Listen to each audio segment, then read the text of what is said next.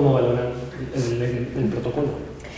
Bueno, totalmente de acuerdo tanto con Frances como con Mónica con respecto al limitar el número de estudiantes por paciente en las habitaciones, incluso con el uso y manejo de la historia clínica electrónica, pero a mí sin duda me gustaría mencionar el punto 6.3 de este BOE, que dice exactamente la supervisión de residentes de primer año será de presencia física, por lo que los centros sanitarios deberán garantizar la existencia de condiciones organizativas que garantice la supervisión visado de las actuaciones del R1 por los especialistas de la unidad asistencial. Esto realmente es el gran problema que tenemos los residentes, yo creo que en cualquier tipo de especialidad, es decir, sí que hay una supervisión, pero esa supervisión no es física directa y sobre todo de cara a las guardias, y llega un momento de la noche que esa supervisión depende de otros residentes, ni siquiera de adjuntos especialistas, que es lo que pone aquí. Entonces, claro, es otro de los puntos que habría que matizar. En el caso de medicina preventiva tampoco tiene sentido que haya una supervisión directa, porque una de las gracias que tiene precisamente la residencia es esa media libertad que te dan para poder desarrollar tus competencias. Si tienes una supervisión física directa al lado, probablemente la imaginación no florezca tanto. Entonces, bueno, también habría que un poco matizar este punto de cara a posibles matizaciones futuras. Bueno, yo en la parte del protocolo de intimidad, hombre, yo creo que es recordar, quiero decir, que bueno, se centra un poquito en el paciente, pero que también es nuestra parte importante, ¿no? Yo creo que a veces cuando llegan 10 personas, médicos, residentes, tal, a explorar a un paciente en la urgencia, en un quirófano, además, el paciente debe sentirse muy abordado. Entonces, sentarnos un poquito y reflexionar y dejar un poquito por escrito, aunque luego tengamos que matizar cada cosa, pues me parece un poco coherente. O sea, yo creo que tampoco pide grandes cosas. El tema de la identificación, que en teoría lo deberíamos hacer todos, ¿no? El imponer o el decir que tenemos que tener cuidado con la historia clínica, porque al final hay muchísimos datos, tenemos un acceso como muy fácil en un ordenador, pasan 20.000 estudiantes alrededor nuestra, y darle esa importancia a que hay datos de personas, que existe toda una ley que protege esos datos y que no podemos estar haciendo con ellos lo que queramos. Son estudiantes, todavía no son médicos, todavía no están dentro de esa regulación. De hecho, yo creo que la ley, o sea, el decreto diferencia muy bien lo que son estudiantes de lo que son residentes. O sea, el residente puede entrar en la historia clínica porque es un personal de trabajo, el estudiante quizá no, pero porque tampoco sabemos realmente qué va a pasar con eso. Habrá que hacer otro tipo de, no sé, de contrato con ellos o alguna cosa, igual que el residente firma un contrato laboral y acepta unas normas, pues a lo mejor el estudiante, y sobre todo regularizar el número de eso. Yo creo que a nivel nuestro como tutores o como formadores podemos perfectamente explicarles un caso sin dar datos de filiación. A lo mejor el día de mañana lo que hay que hacer es poder separar las historias clínicas, que hoy no se puede en el sistema, pero a lo mejor tener acceso a historias clínicas pero que no tengan los datos de filiación. Sí, y con eso se puede hacer una historia clínica sin nombre y sin historia. Yo eso, por ejemplo, y dejarlas grabadas y que el estudiante entre allí, entra ahí, incluso pues eso, pues o quitarle... ponerles la iconografía, el tag, la ecografía, tachando todos los datos de filiación que vinculen ese paciente con su historia clínica. Esto se puede hacer. Pues eso, separar algún forma, o sea, yo creo que los datos sí que hay que tener cuidado con ellos. Y hacer exámenes con esos datos. Claro, o sea, examinar al estudiante. Sí. Bueno, has tocado un tema que me parece interesante, que es el de la vigilancia, bueno, la vigilancia, el asesorar al residente de forma presencial y constante, y existen muchas versiones sobre si esto se cumple, si el MIR se siente solo en su primer año, sobre todo en el tema de las guardias. Suele ver un estudio, incluso en el caso de urología, que decía que el 70% de las guardias estaban totalmente solos. Entonces quería preguntarles un poco si realmente consideran que esto se cumplía, y de no ser así, ¿cómo mejorarlo? Hombre, yo creo que es un problema ya de la organización, porque hay muchos residentes y pocos médicos adjuntos o pocos especialistas. Entonces, sí que se cumple que hay una supervisión, sobre todo pues en las horas diurnas, pero es normal que de cara a la noche, sobre todo en las guardias de urgencia, ya los especialistas, pues los médicos adjuntos, ya no puedan supervisar tanto. ¿Cómo se podría solucionar? Pues contratando a más especialistas para que haya supervisores o que hagan el turno partido igual que los residentes, es decir, que haya, igual que los médicos residentes partimos las noches cuando ya empiezan a estar bien las guardias, pues que también partan los adjuntos y que haya uno en cada turno. Es una posible solución. Hombre, yo creo que depende de cada hospital, ¿no? O sea, que esto es una cosa que no es generalizable, que si depende del hospital, el número de residentes que tenga el hospital, el número de adjuntos que tenga el hospital, se organizan de una manera y de otra. O sea, supervisión directa, bueno, no sé hasta qué punto es, o sea, obviamente no es lo mismo el R1 recién llegado en junio que el R1 en abril. O sea, no es lo mismo, o sea, yo creo que hay que hacer una supervisión directa a lo mejor los primeros meses, pero luego a lo mejor ir a preguntarle al paciente si es alérgico a algo, que tenga que ir el adjunto y el residente, se puede sobreentender cosas distintas, hacer una cosa técnica, una cosa... Y te tienes que adaptar también a cada residente, porque también son personas y cada uno no es el mismo, o sea, que a mí esto me parece que es una cosa como muy generalizable y que no se puede decir, pues a partir del 1 de enero todos hacen tal cosa, porque habrá 7 residentes y cada uno sea diferente y uno a lo mejor necesita más supervisión, otro menos... y luego el servicio también depende, es decir, el hecho de cómo se organicen, yo creo que es una cosa de la estructura interna de cada servicio, ¿no? Bueno, yo debo decir que sí, ¿no? De todas maneras, ¿qué es la supervisión directa, ¿no? ¿Que tienes que estar en la oreja del residente? Pues no, evidentemente, ¿no? Como os he dicho antes, también depende mucho de la variabilidad de la capacidad del propio residente y tampoco no es lo mismo ahora que van a entrar a finales de mayo que 3 meses o 4 meses más tarde. Yo debo decir, al menos la experiencia que he visto y lo que me toca, es que el R1 siempre está supervisado, siempre está tutorizado, sea por un tutor, sea por otro adjunto o sea por otro residente mayor. Los residentes R1 de cirugía de mi hospital no hacen guardias de cirugía, pero hacen guardias de urgencias y siempre hay un R mayor que está con ellos, siempre. Sí, puede ser que durante la noche, a las 3 o 4 de la madrugada, entren en un box solos, pero saben que al box de al lado está el R mayor. Entonces yo debo decir que sí. Ahora, claro, si tú me dices a pie de la letra de la ley que tenemos que estar detrás de la oreja, pues evidentemente bueno, es ese matiz que hemos comentado antes, ¿no? Que habría que reformular ese párrafo de alguna manera. Bueno, yo en cuanto a la supervisión diferenciaría o desarrollaría lo que es la supervisión física directa, ¿no? Es decir, claro, supervisión física en sí mismo no tiene por qué ser que tienes siempre al adjunto al lado. Para mí sí que puede ser que esté físicamente en un espacio, es decir, en urgencias o en tu servicio, no tiene por qué estar al lado, que puede limitar, como bien decía Guadalupe, que tú te desarrolles, es que es bueno que tú en un momento dado de tu progresión como R1, que es un año, pues puedas estar solo en tu mesa o en tu box, pero tengas físicamente al adjunto por allí. Que eso es lo que tendría que ser. Para mí, al menos durante para mí el residente y más durante el primer año de R1 no, debe estar supervisado por adjunto, no por residentes.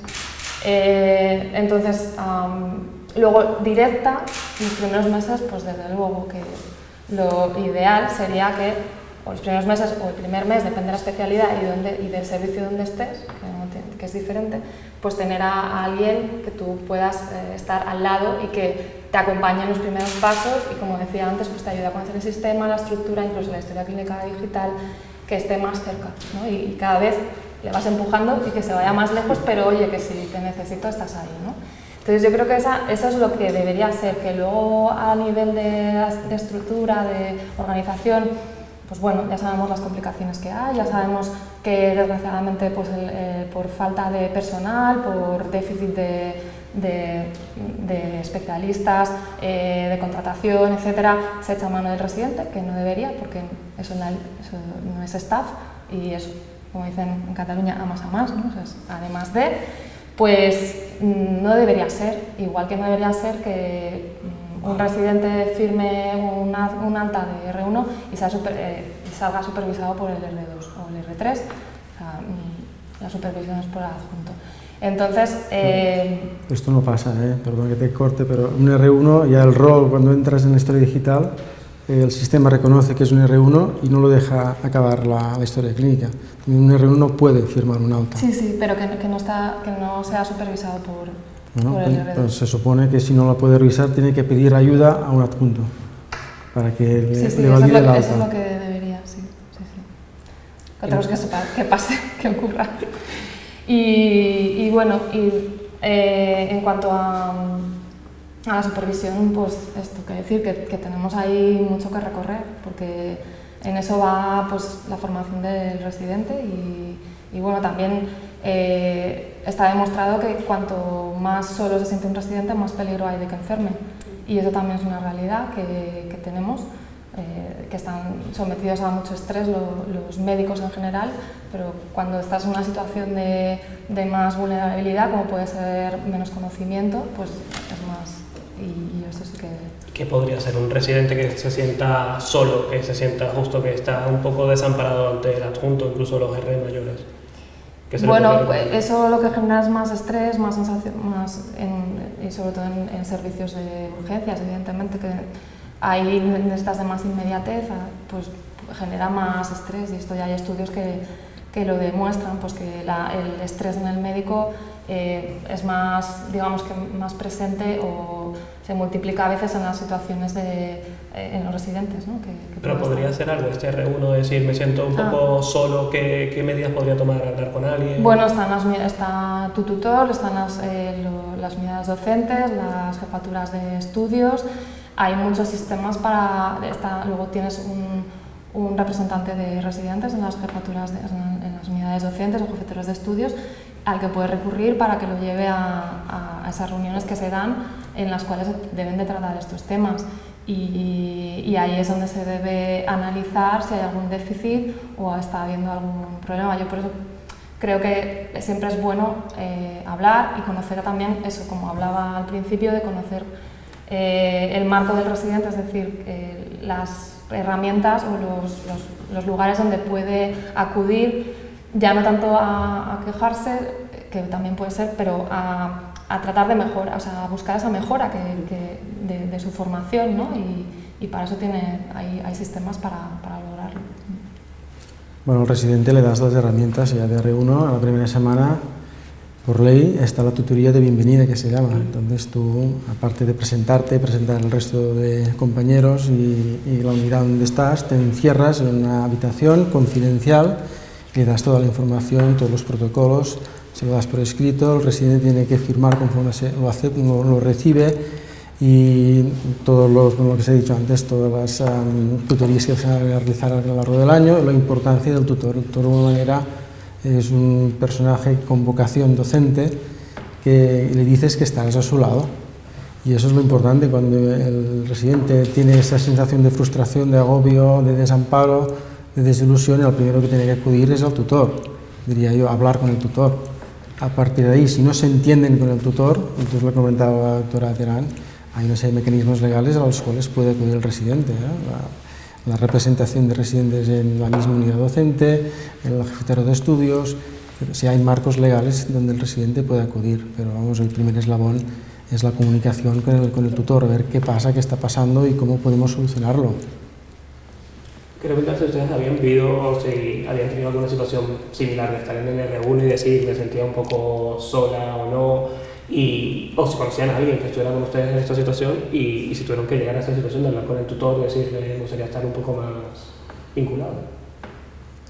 En mi caso, yo he tenido la suerte de que he caído en un servicio muy bueno y agradable y no he tenido ese problema, pero sí que he conocido casos de residentes que no han tenido la misma suerte que yo, y encima que han tenido el problema de ni siquiera poder comunicárselo a su propio tutor, porque a lo mejor el problema era con él, y también el inconveniente del que el representante del residente le quedaba muy lejos o bien desconocía quién era, y las comisiones nacionales de la especialidad también le quedaban lejísimos. Precisamente por esto, porque tuvimos problemas de incidencias con respecto a la formación de los residentes, en nuestra asociación, la Asociación de Residentes de Medicina Preventiva de Salud Pública, creamos un sistema de registro, un proyecto que se llama INCIDO, que es para registrar las incidencias y sobre todo para que el residente que tuviera problemas lo hiciera de forma anonimizada. Es decir, si tú tienes problemas con tu tutor o con tu jefe de servicio, pues a lo mejor comunicarles a ellos el problema a ti te crea, ya como residente tienes una posición vulnerable, entonces ya te crea pues una situación todavía más desagradable. Sin embargo, si lo haces a través de esta aplicación, va directamente a los representantes de la Comisión Nacional de la Especialidad, y ellos, pues entre ellos y nuestra asociación, vamos gestionando a ver si podemos solucionarlo, si hay alguna vía de solución. Y ya, la verdad que ha resultado agradable, a los residentes les ha gustado mucho este proyecto.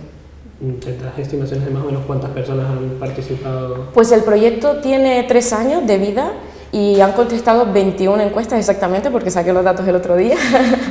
y la mayoría de ellas consideradas por los propios residentes como muy graves, como, pues, relacionados sobre todo con el tutor. O sea, yo a nivel de tutor, con el tutor de primaria, pues la verdad que no he tenido ningún problema, pero a lo mejor sí que he notado a veces eso más en algunas rotaciones hospitalarias. O sea, yo creo que cuando vas a algunos sitios, algún mes, pues a veces en alguna rotación sí que te has sentido. Pero bueno, también es verdad que son rotaciones puntuales. O sea, yo mi ejemplo, por ejemplo, cirugía. O sea, yo no entendía por qué tenía que estar todos los días en quirófano y no entendía nada de lo que pasaba en quirófano y me sentía ahí como muy frustrada, pues ya acababa de llegar R3 y yo esa en mi práctica diaria decía, bueno, me llevo aquí, o sea, hacer una laparoscopia no lo voy a volver a hacer en mi vida.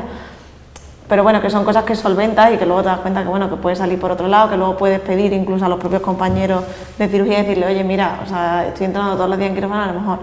Y hablando, yo creo que al final llegas a un acuerdo y dices, ah, bueno, pues sí, pues perdona, vas a ir más veces a la consulta, que no habíamos contado con esto.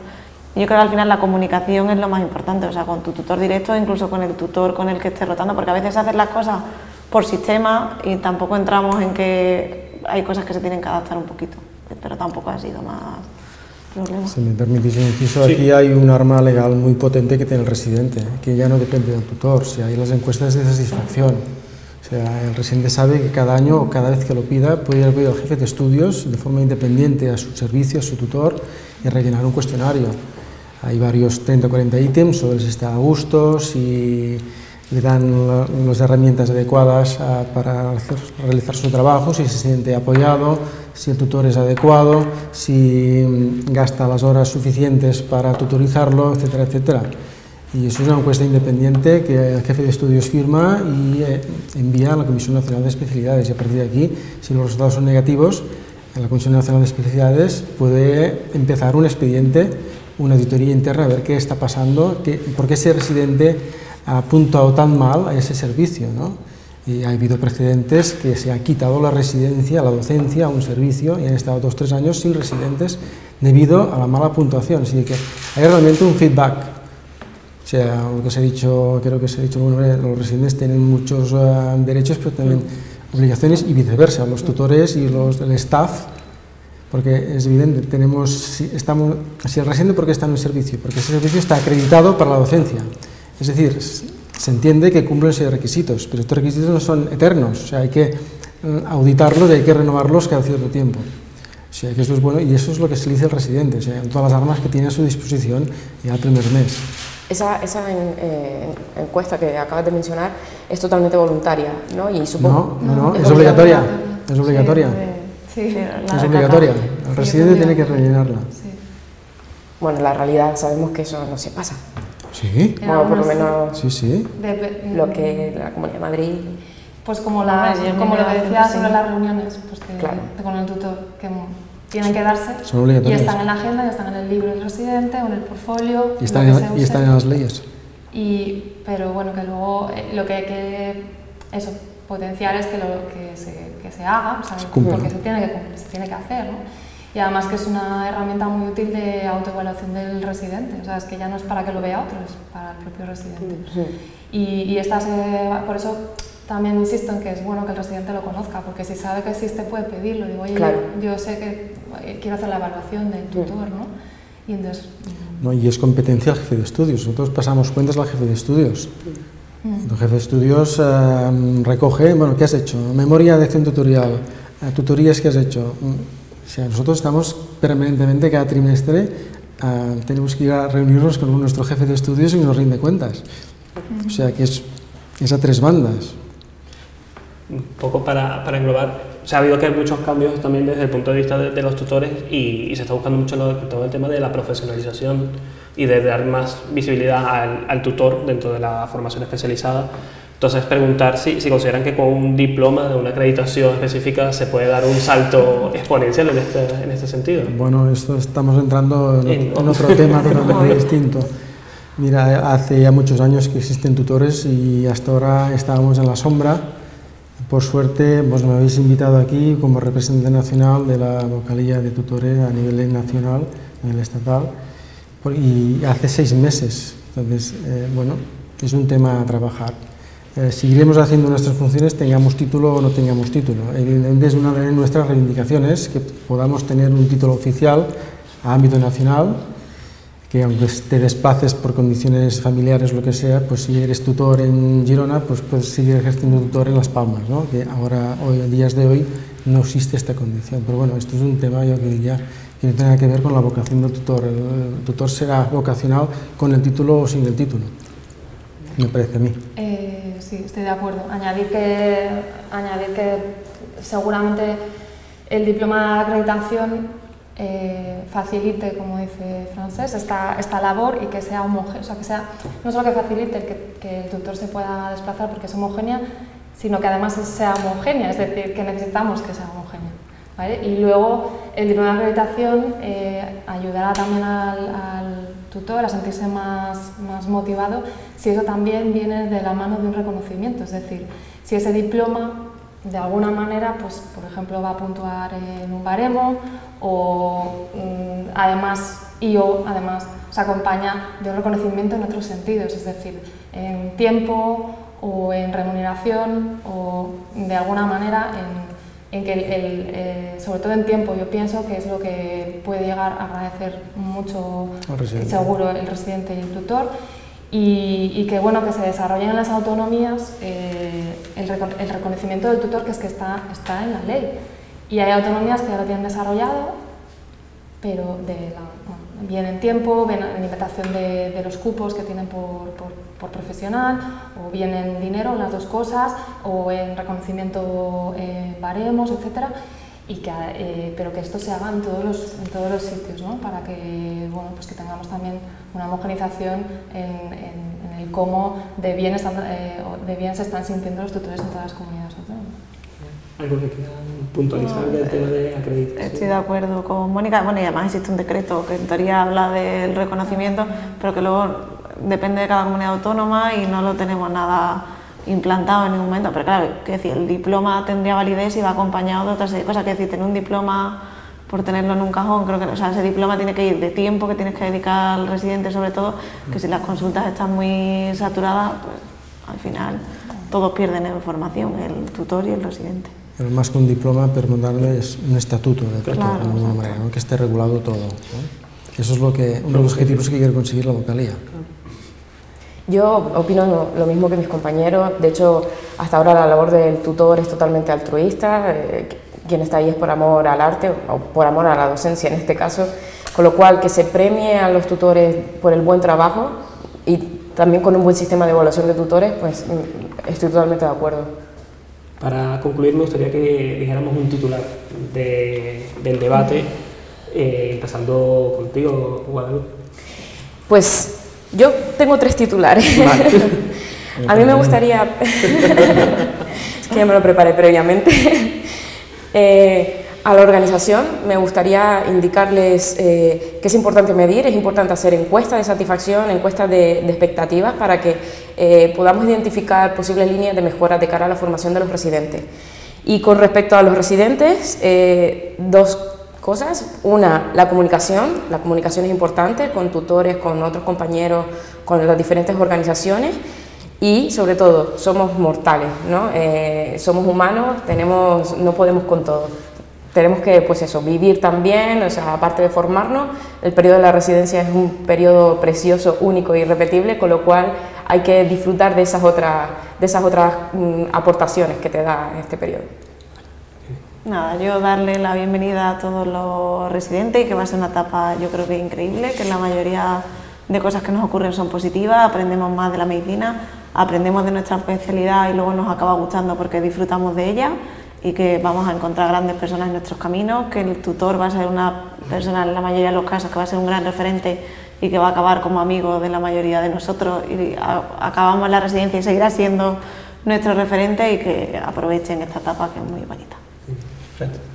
Bueno, que el alumno tenga la certeza que entra en una unidad docente que está acreditada para formarlo y que está preparada para que nunca pierda esa ilusión desde el primer día, ¿no? Pues yo les diría que como conclusión y quizás como una frase que podría decirles es que empieza el momento de desarrollarse como profesionales, que han estado esperando 6 o 7 años seguramente, y que lo aprovechen.